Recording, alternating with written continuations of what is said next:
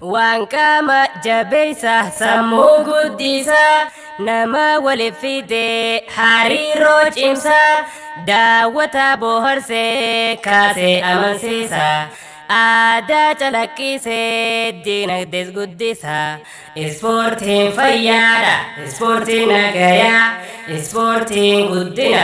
ispoortiin jaalala ispoortii ispoortiin fayyaadha ittiin haa hojjennu sagantaa jireenyaa keessa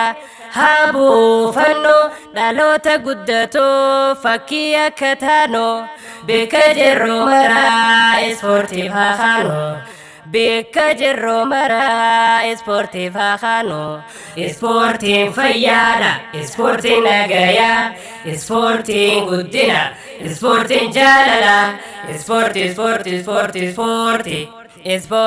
ispoortii yaa maarshaal aartii jabaadhaanuu jabeessaa keenya masarooti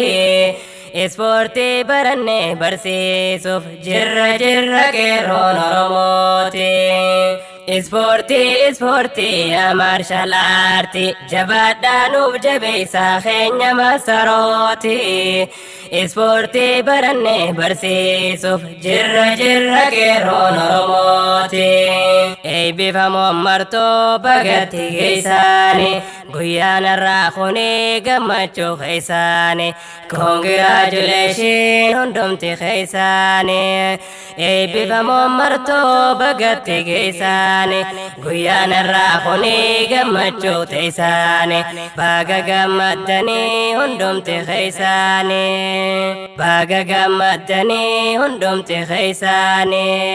cinqiidhaa fi rakkoo meeqa dabartaani roobaaf caama keessaa obsaaniif qabdaani waa isin murree yeroo firraa murtani har'a geessan kunoo ispoortii barattaani hawwii bara dheeraa ijaan agartaani harkaan qabdan kunoo firii facaaftaani ispoortii yaa maarshaal aartii jaba